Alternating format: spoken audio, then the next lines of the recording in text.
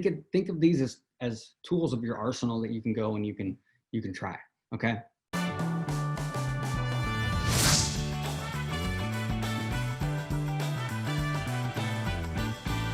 When it comes to, okay, how can we experiment a little bit with the algorithm in the event that there was no more creatives being, added. So that's what I mean. So one of the things is sometimes with audiences, we're looking at how big are they, right? Can we go bigger? So if we're in a mass appeal type of audience, can we go just test some things like broad, like no targeting, just everybody in the country, those types of things. But let's talk about budgets. Sometimes we can just literally, if we want to scale more, sometimes if let's say we're at $100 to $200 an ad set, or maybe per campaign, $200 a day. Well, maybe how can we just say double it, times 2, go from $200 a day to 400, like literally just double your budgets. We've done that and results stayed very similar. So sometimes you can literally just double your budgets or increase them a lot. And you might have to give it a day or two to adjust for sure, but understanding that sometimes you can start to find some sweet spots within your account in terms of what is a budget that sort of pushes the limits. And sometimes we find that, okay, if we're at scale and we're going really big audiences and we find that $1,000 a day sometimes for some reason is that limit that we find. It's kind of like, if you go much higher than $1,000 a day at the ad set or campaign level for its CBO, either one, sometimes that can be, for some reason, costs are higher. So we find that we try to keep every campaign or ad set lower than $1,000 a day. Some people might find that you're about that $500 a day point is the highest you want to go, even if you're using large audiences. And what that means is if your goal is to be able, if you know you can spend $5,000 or $10,000 a day, then you just need to have a lot more campaigns or ad sets. And the reason I'm saying that is because sometimes ad set optimization works best and sometimes campaign budget optimization works best. There's no way to, there's no perfect way to do it.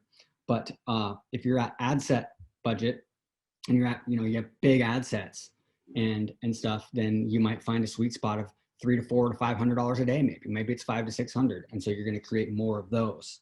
So sometimes you find that, you're at like $200 or $300 a day is a sweet spot, but you can probably get to higher. Okay. Duplication can be really good. Just duplicating, a lot of times if you, let's say you have a lot of $200 a day, it's just duplicate. Sometimes just duplicating entire campaign. If you have a campaign that's working pretty well or ad set, but literally you let's say you have a campaign and you've got like, you're at ad set budget optimization, you've got 7 ad sets in there and they're all doing pretty well and they're all like say $100 a day. You could duplicate the entire campaign, keep everything the same and see what happens. And you might find that, guess what?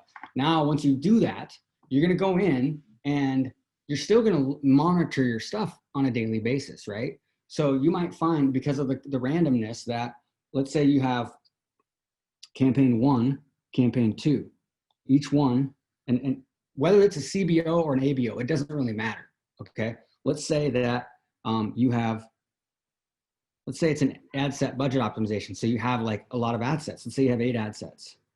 8 ad sets. So now you just duplicate it. So that's cloned basically, right? Duplicated.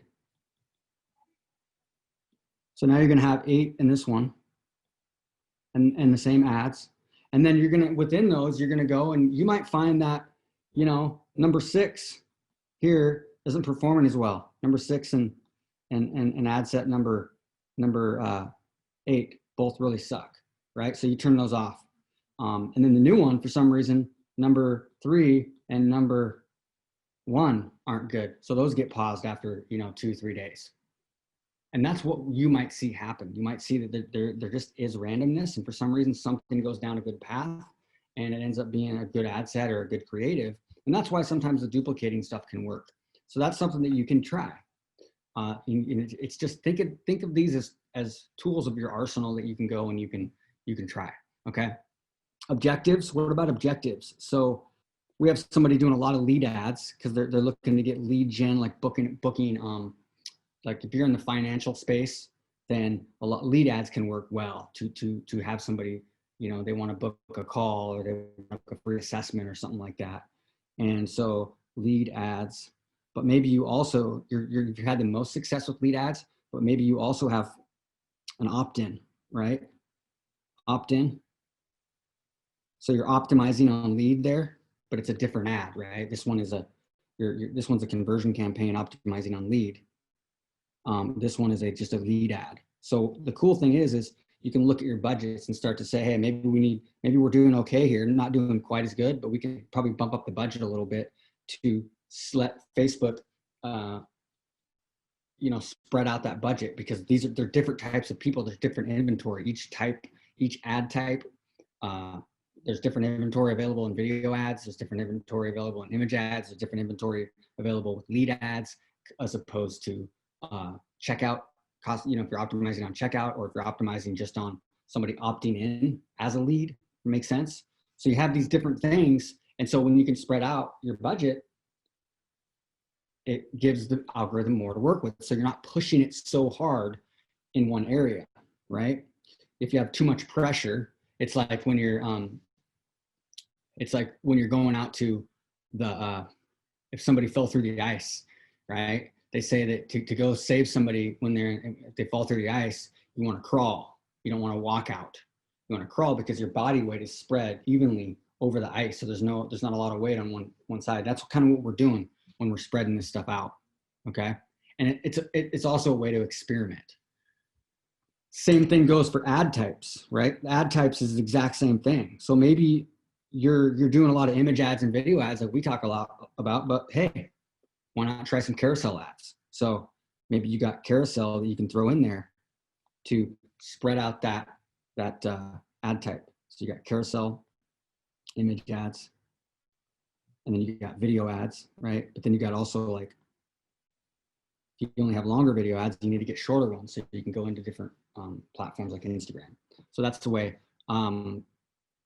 Bidding is a big one, right? Bidding.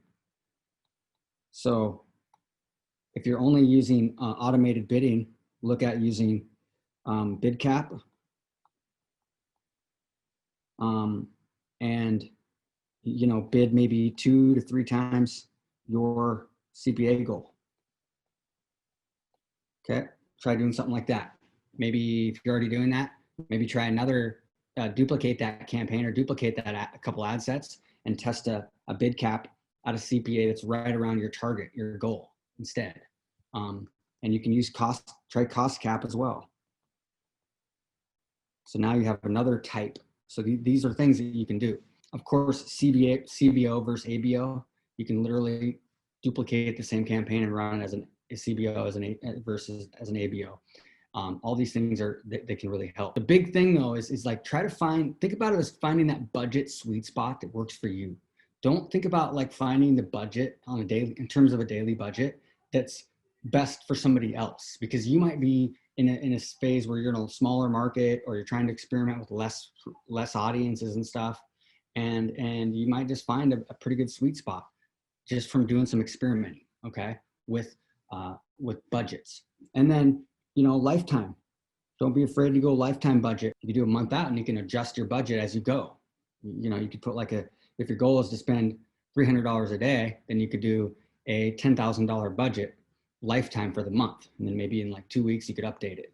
But I think the longer you go with your lifetime, it's going to take a few days probably to spool up and to optimize. If you pick like 2 or 3 months as a lifetime, it's going to take even longer for the algorithm to do its thing. So if you're going to have a really long lifetime, sometimes that can work really well, but it might take you a week or two for the algorithm to really, really do its thing and get its ad pacing.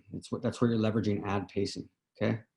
Think about retargeting. Maybe you're doing basic retargeting, but now it's time to look at some more strategic based on the specific actions they took. If your goal is to fill out a long lead form, look at doing fake purchase optimization. But basically, for our application funnel, we created a $10 purchase based on people who book a consultation call. So we're optimizing on purchase. So it's a different type of person instead of like a lead. And so if I had a funnel, I'm trying to book phone calls, or maybe it's in the financial space, I would look at maybe testing purchase, putting a $5, a $10, even a $1. It doesn't really matter. You just put a small dollar amount on it as a purchase product and then you can optimize on purchase. I wouldn't recommend doing that for like a name and email for a webinar. I think it's going to throw off your funnel for sure. It's going to throw off everything, but you could do this and start to see what happens, see how they do. We find that the campaigns where we're optimizing on purchase for our application funnel, it's now pretty close in terms of cost per booking, but all the purchases are coming from the purchase optimization campaign. The lead campaign is actually doing better now in terms of, it's always had a lower cost per lead, but the cost per booked call was way higher, but that's come down for the lead one.